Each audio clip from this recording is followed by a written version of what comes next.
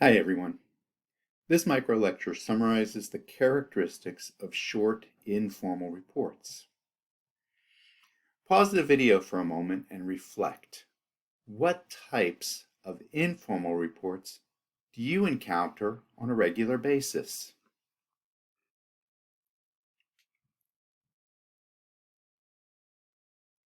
Okay, have you reflected? Many informal reports are also what we call routine.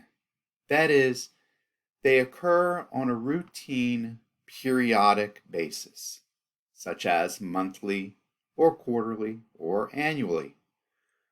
Others are not routine and only occur as needed.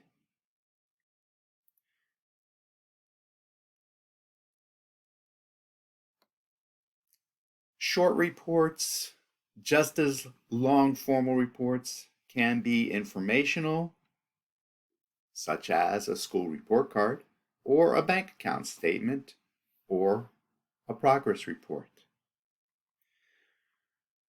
Or they can be analytical, such as the yardstick reports, which are comparison reports, feasibility studies, or justification and recommendation reports. All of these can also be long formal reports if the topics are more complex or involve large sums of money and are directed to high-ranking executives.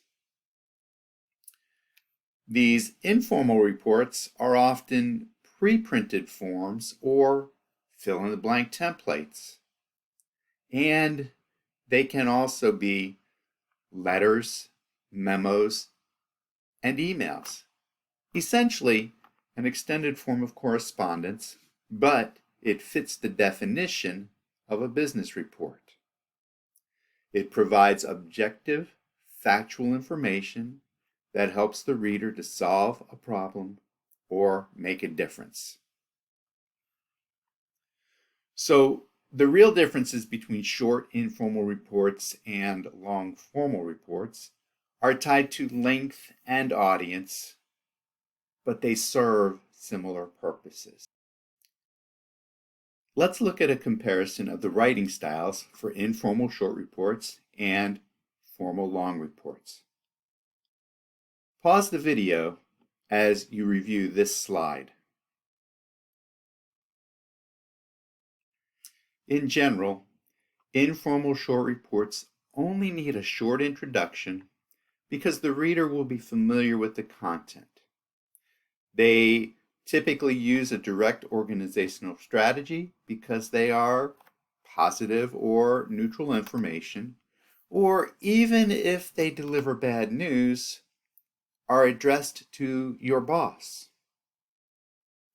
And you'll notice that they use a personal writing style because they are typically written, as previously mentioned, as a memo, letter, or email, or even on pre-printed forms.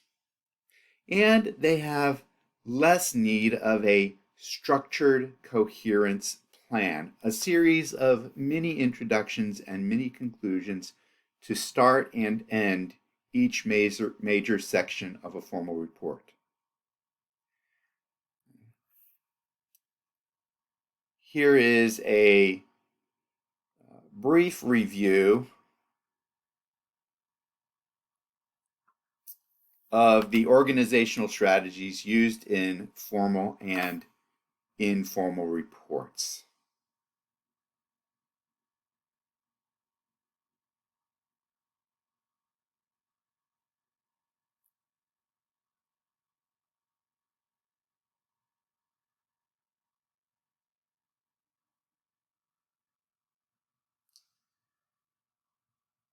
As with formal reports, short informal reports require information from secondary and primary sources.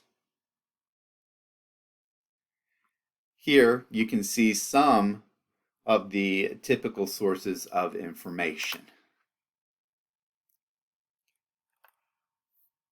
This idea, of course, connects back to earlier discussions on gathering information, even in informal messages.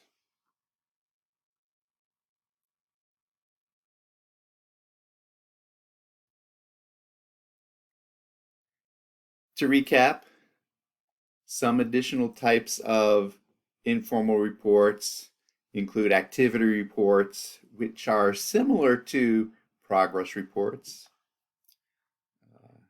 conference and trip reports, especially if you expect to be reimbursed for expenses, and minutes of meetings. Perhaps you can think of others. That covers the basics of understanding informal reports. Up next will be proposals and formal reports.